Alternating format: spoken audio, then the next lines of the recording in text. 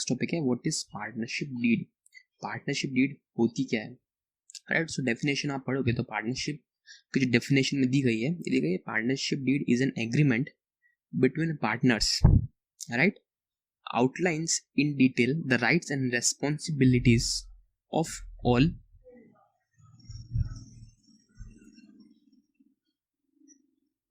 parties to a business operation, right. So let's understand this कि partnership deed का actual meaning क्या होता है, ठीक है। So partnership deed क्या है? Partnership deed is an agreement। Agreement का मतलब क्या होता है? Sharing of rights and responsibilities, right. जहां पर भी आपके राइट्स और रेस्पॉन्सिबिलिटीज का शेयरिंग की बात आएगी, it is known as agreement, right. So it is an agreement between partners. Obviously partners के बीच में एग्रीमेंट है। किसका एग्रीमेंट है? Sharing of rights and responsibilities which affects the partnership। मतलब वो सभी राइट्स और या वो सभी रेस्पॉन्सिबिलिटीज जो किसी भी पार्टनरशिप को अफेक्ट करेगी, उस एग्रीमेंट को हम क्या बोलेंगे? Partnership deed. सिंपल वर्ड्स में अगर इसको बोला जाए, सिंपल वर्ड्स में अगर हम इसको सोचें देखें, सो ऑब्वियसली लेट सपोज ये ए है, ये बी है, राइट। ए और बी ने बिजनेस तो स्टार्ट कर लिया। अब आप अपना एग्जांपल लो, आपको बिजनेस स्टार्ट करना है। सबसे पहले क्या करोगे? तुम कितना पैसा लाओगे भाई? तुम कितना पैसा लाओगे? आपके दोस्तों वाला, भाई मैं तो 50,000 लाऊंगा। ओके चल ठीक है, मेरे पास 1 लाख रुपए पड़ा है, मैं 1 लाख रुपए लाता हूँ। First of all what did they do? उन्होंने डिसाइड किया कितना कैपिटल कंट्रीब्यूट करेंगे। फिर अब क्या बोलेंगे कि मान लो फ्यूचर में अगर प्रॉफिट होता है तो क्या शेयरिंग रहेगा? ओके चल भाई मैं एक ले लेता हूँ, रेशियो लेता 1:1, 50-50%, राइट। सो ये दूसरी बात। तो आप दोनों ने क्या किया? What did you do is, आप दोनों ने एग्रीमेंट कर लिया। एक एग्रीमेंट कौन सा कर लिया? ओरल एग्रीमेंट कर लिया कि अगर फ्यूचर में ये होता है तो हम ऐसा करेंगे, अगर फ्यूचर में ये होता है तो हम ऐसा करेंगे। उसको उसको हम क्या बोलते हैं? Partnership deed. बस यही कॉन्सेप्ट है जो आपको पता होना चाहिए कि अगर आपने अपनी राइट्स और रेस्पॉन्सिबिलिटीज को शेयर करने के लिए जो एग्रीमेंट बनाया है, उसे हम बोलते हैं पार्टनरशिप डीड। अब पार्टनरशिप डीड क्या हो सकती है? पार्टनरशिप डीड ओरल भी हो सकती है और it can be in written also, right. Sorry, partnership deed oral भी हो सकती है और आपकी रिटर्न भी हो सकती है। और पार्टनरशिप का मीनिंग, राइट, पार्टनरशिप ओरल भी हो सकती है एंड पार्टनरशिप राइटिंग में भी हो सकती है। अब हम देख लेते हैं कि पार्टनरशिप के नेक्स्ट ब्रेकडाउन क्या कहता है कि it's an agreement between the partners. मतलब अपने चीज़ें डिफाइन कर ली कि ये काम हम करेंगे, ये काम तू करेगा, ये काम मैं करूँगा, तो उस एग्रीमेंट को हम क्या बोलेंगे? Partnership deed. और पार्टनरशिप डीड क्या हो सकती है भाई? ओरल भी हो सकती है और रिटर्न भी हो सकती है। आपने बोल के एक दूसरे से समझ लिया कि चला बिजनेस में ये प्रॉफिट आएगा हम ऐसे शेयर करेंगे, ये अगर नुकसान हुआ तो हम ऐसे पे करेंगे। जो भी कुछ आपकी डिटेल्स जो आपको एग्री करिए आपने, जो आपको लगा एग्री करनी चाहिए उसके ऊपर, राइट। या फिर आप रिटर्न में मतलब आप उसको एक पेपर पे लिख लिया और जाके स्टैम्प करा दिया उसको, तो राइटिंग में हो गया पार्टनरशिप डीड, राइट। तो पार्टनरशिप डीड में हमने पढ़ा था डेफिनेशन, अगर हम देखें वहाँ पे तो इट्स एन एग्रीमेंट, हमने पढ़ लिया एग्रीमेंट मतलब sharing of rights and responsibilities between partners. Partners जो भी पार्टनर्स आपकी फर्म के अंदर जितने भी, उनके बीच में जो क्या आउटलाइन करता है? विच आउटलाइन डिटेल, डिटेल के अंदर मतलब पूरे डिटेल्ड में आपकी राइट्स एंड रेस्पॉन्सिबिलिटीज जो होगी सारी पार्टीज का मतलब सारे पार्टनर्स, राइट।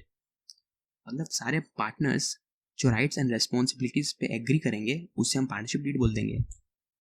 अब पार्टनरशिप डीड में क्या क्या राइट्स और क्या क्या रेस्पॉन्सिबिलिटीज हो सकती है वो हम देख लेते हैं।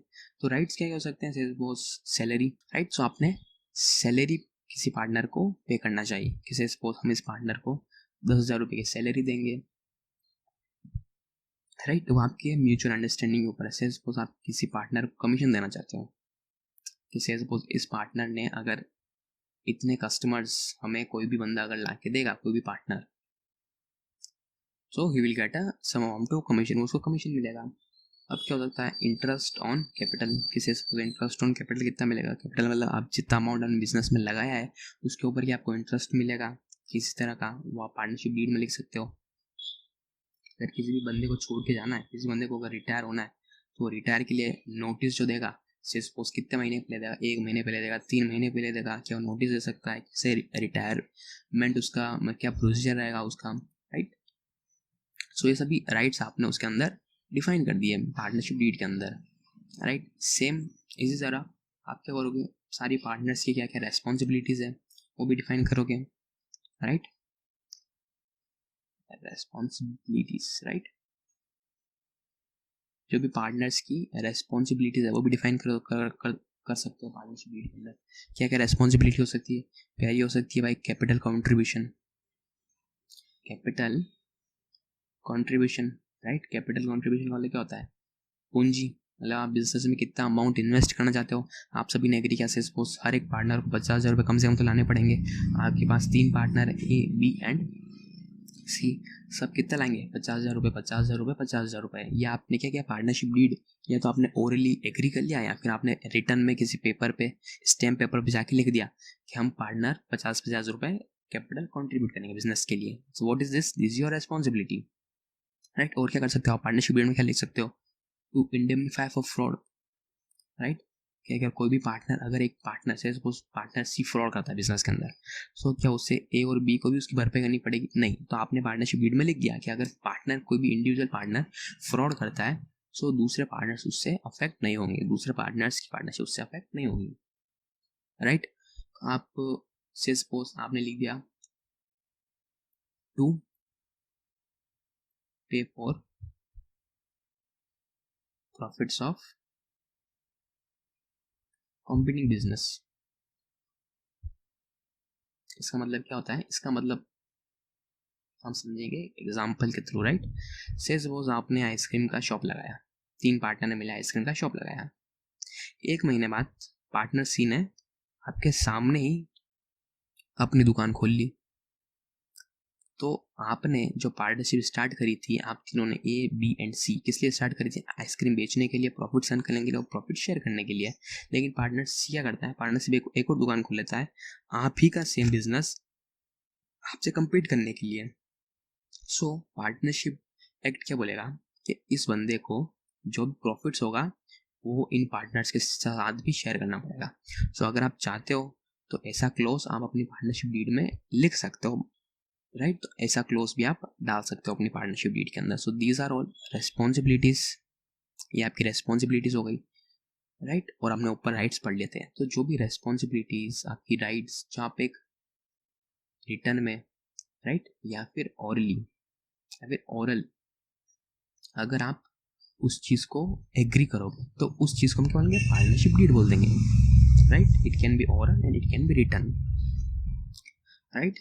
ये हो गया। अब हम पढ़ेंगे why you need partnership deed, right. सब पढ़ लेते हैं पार्टनरशिप डीड होती क्या है, but most of students don't understand why you need the partnership. भाई पार्टनरशिप की जरूरत पड़ी क्यों, इसको एक्सप्लेन करने के लिए will go with why we need partnership deed. हम इसको समझेंगे कि पार्टनरशिप डीड की जरूरत क्या है, प्रैक्टिकल क्या डिस्प्यूट्स खड़े हो सकते हैं इन फ्यूचर, इसके लिए आपको पार्टनरशिप डीड की जरूरत पड़ सकती है।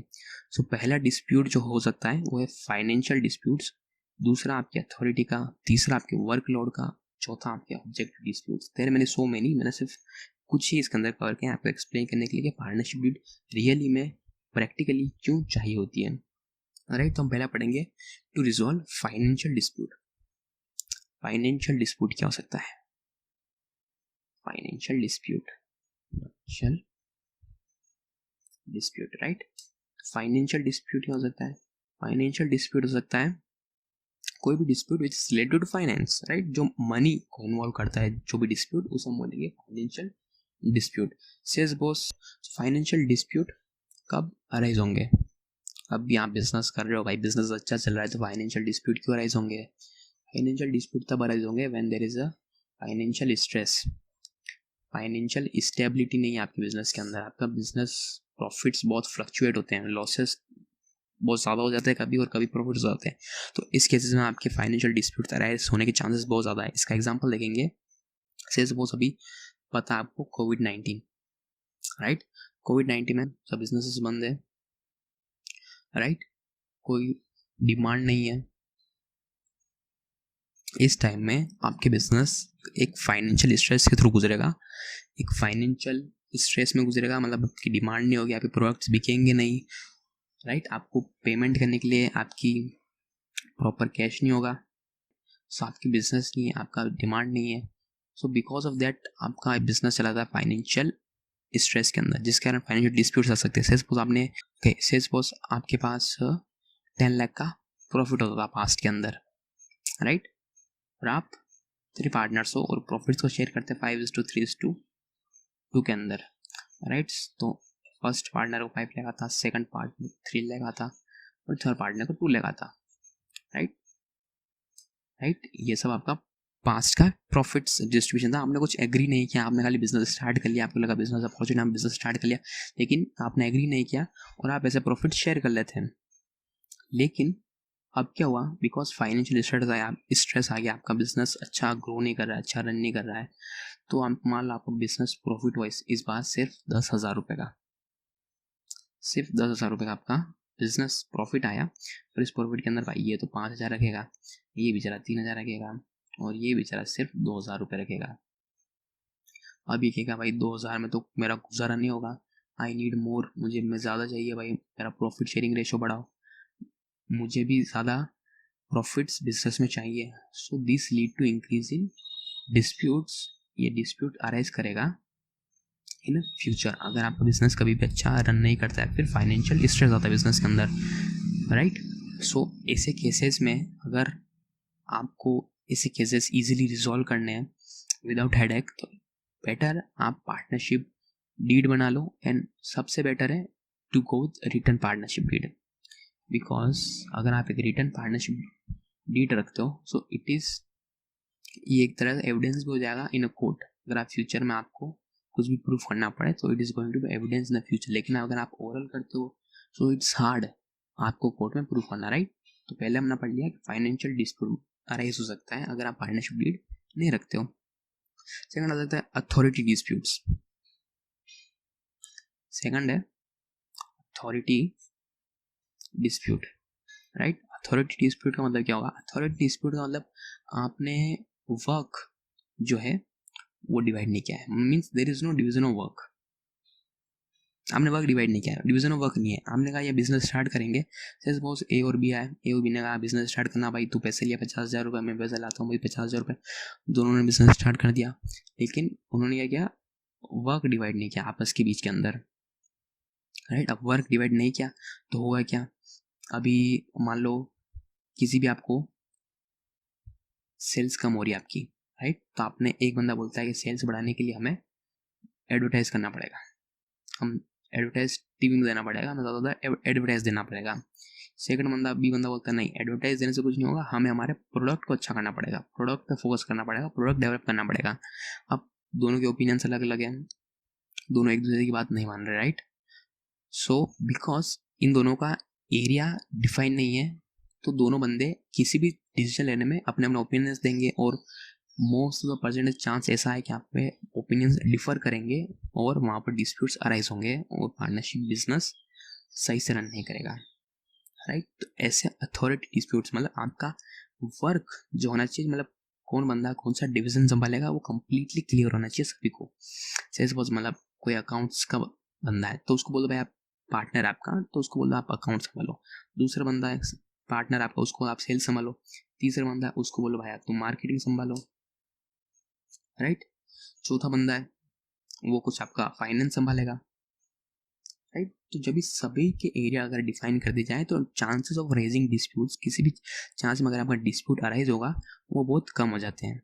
अगर आपने अपने अलोकेट ही नहीं किया, ये डिवीजन ऑफ वर्क नहीं किया, तो क्या करेंगे, सभी पार्टनर आके बोलेंगे भाई इसमें ऐसा होना चाहिए, इसमें ऐसा होना चाहिए, इसमें ऐसा होना चाहिए, इसमें ऐसा होना चाहिए, तो उससे क्या होगा, डिस्प्यूट्स और आगे बढ़ते जाएंगे, राइट? अब हम पढ़ेंगे वर्कलोड डिस्प्यूट, कि अगर आपकी पार्टनरशिप डीड नहीं है सो आपके पास और कौन कौन से डिस्प्यूट्स अराइज हो सकते हैं, राइट। सो कौन सा डिस्प्यूट अराइज होता है, वर्कलोड डिस्प्यूट, राइट। मैं बात कर रहा हूँ all the disputes can arise जब आपके पास पार्टनरशिप डीड ना ओरल में ना रिटर्न में आपने एग्री किया है, राइट। वर्कलोड डिस्प्यूट में क्या हो सकता है, सो ऐसा हो सकता है कि एक पार्टनर है, वो भाई सुबह 7 बजे आता है पार्टनरशिप फॉर्म के अंदर और रात के 9 बजे जाता है। भाई दूसरा पार्टनर है, वो भाई आराम से सुबह 11 बजे आता है और भाई 5 बजे निकल जाता है। तीसरा पार्टनर है भाई, तीसरा पार्टनर तो भाई एक दिन आता है और एक दिन आता नहीं है, वापिस दूसरे दिन आता है, तीसरे दिन नहीं आता है।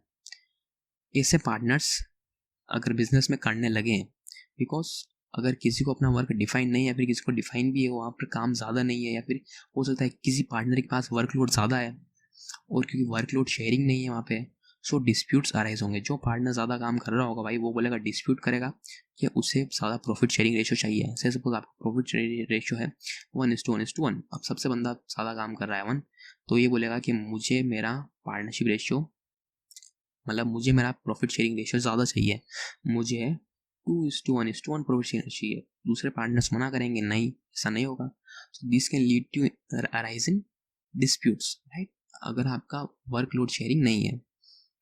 लास्ट है टू रिजॉल्व ऑब्जेक्टिव डिस्प्यूट्स, मतलब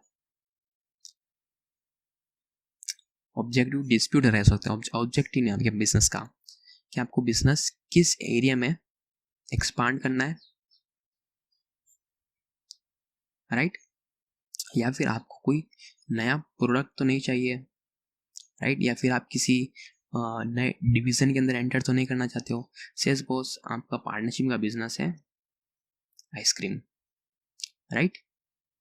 अब इस बिजनेस के अंदर एक पार्टनर का ओपिनियन है कि we should expand this business in other cities. एक पार्टनर बोलता है कि हम इस बिजनेस को सेल्स बॉस राजस्थान में एक्सपांड करेंगे, राइट, सेल्स बॉस मुंबई में एक्सपांड करेंगे।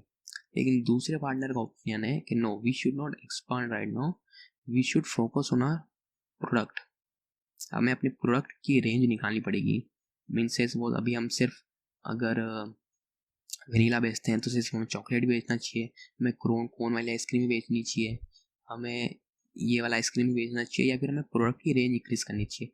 सो इन दोनों का ओपिनियंस अलग अलग है। बिकॉज ओपिनियंस अलग अलग है तो डिस्प्यूट्स अराइज होंगे। इसलिए आपको पार्टनरशिप जुड़ना बहुत ज़रूरी है to resolve all this financial disputes. मैंने बताया जब आपके फाइनेंशियल स्ट्रेस आता है तो आप डिस्प्यूट होते हैं। अथॉरिटी डिस्प्यूट्स हो सकते हैं, किसी पार्टनर को पता नहीं क्या काम करना है।